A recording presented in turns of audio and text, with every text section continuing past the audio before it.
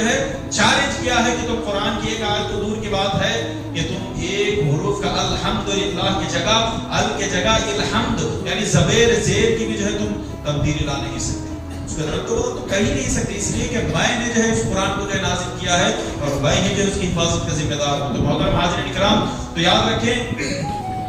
کہ قرآن جو ہے ایک پاک کلام ہے، ایک ایسا کلام ہے۔ آئیے میں آپ کو بتاتا چلوں کہ دنیا میں اور بھی بہت سی کتابیں ہیں، چاہے وہ 10th کے ہو، چاہے وہ انٹر کے ہو، چاہے وہ MBA کے ہو، چاہے BA کے ہو، چاہے کوئی اور ڈگری کے ہو، چاہے وہ ڈاکٹرز کے ہو، تو اور بھی بہت سے جو ہے ہزاروں لاکھوں کروڑوں کتابیں ہیں، مگر یاد رکھو کہ تمام کتابوں سے بھی بڑھ کر افضل ترین کتاب اللہ کا کلام قرآن مجید ہے۔ اب دیکھیں کہ گھر میں جو ہے آپ کے بچے بھی پڑھ رہے ہیں، کوئی 10th، کوئی ڈگری، کوئی MBA، کوئی BA، کوئی MA، تو جتنی کتابیں جو ہے بچے لاتے ہیں، کیا لا کر وہ ادب سے کتابیں رکھتے ہیں؟ آپ مجھے بتائیں، کوئی بچہ لا کر جو ادب سے کتابوں کو نہیں رکھتا، یہاں تک کہ وہ بچہ اگر کتابیں لے جاتا ہے تو پیٹھ کے پیچھے رکھ کر جو ہے بچہ اسکول کو جاتا ہے، کالج کو جاتا ہے، کہیں پر اگر پیشاب کرتا ہے تو بغیر دھوئے کے لیے اس کتابوں کو جو کھول کر پڑھتا ہے، مگر ان کتابوں کو وضو کر کے پڑھنا ہے یہ کہیں پر نہیں لکھا ہوا ہے،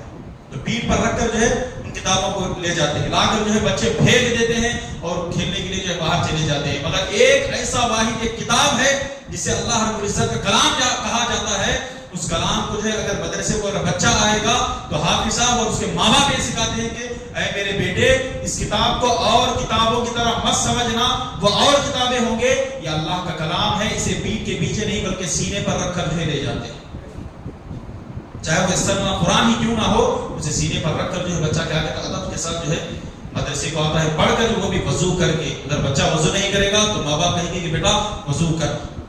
مدرسے کا استاد یہ کہے گا کہ بیٹا وضو کر کے جو اس کلام کو چھو، وہ اور کتابیں ہوں گے جسے ناپاکی کی حالت میں جو چھویا جاتا ہے، وہ اور کتابیں ہوں گے کہ جسے جو ہے بغیر وضو کے چھویا جاتا ہے، اور یاد رکھو کہ ایک اللہ کا کلام ایک واحد ایسا کلام ہے کہ جسے پاک ہو کر اور وضو ہو کر جو ہے چھونا چاہیے۔ اور بھی بہت سی کتابیں لا کر جو رکھ دیتے ہیں، مگر آپ نے کبھی یہ بھی سوچا ہے کہ جس طرح جو ہے کعبے پر گلاف چڑھایا جاتا ہے اسی طرح جو ہے قرآن کے اوپر بھی ایک کپڑا جو ہے رکھ کر اسے ادھر کر کے ادب سے جو ہے محراب میں رکھا جاتا ہے، تو اسی لیے جو ہے بہت سی کتابیں ہوں گی، اس کتابوں میں اگر قرآن کو رکھا جائے تو کلام کو کوئی نہیں پہچانے گا، مگر اس کلام کو کپڑے میں ادھر کر ایک ہزاروں کتابیں بھی کیوں نہ ہو اس کے بیچ میں رکھا جائے گا تو دیکھتے ہی سمجھ جائیں گے کہ اور کتابیں ہیں، مگر یہ ایسا کتاب ہے جس کے اوپر جو ہے گلاف کی شکل میں جو ہے کپڑا چڑھایا گیا ہے، یہ اللہ کا کلام ہے، پہچانا جائے کہ اللہ کیوں اس کے اوپر جو ہے کپڑا چڑھایا گیا ہے، یہ گلاف کے اوپر ہے، ایک اللہ کے کلام کے اوپر ہے، اسی لیے جو ہے کہا جاتا ہے کہ اپنی لڑکیوں کو اگر کالج اور اسکول کو بھیجو تو برقع ڈال کر بھیجا کرو، اس لیے کہ برقع ڈالنے سے، کپڑا ڈالنے سے جو ہے رب تبارک و تعالیٰ جو ہے کیا کرتا ہے، اس کی عزت اور اس کی آبرو کی حفاظت کرتا ہے۔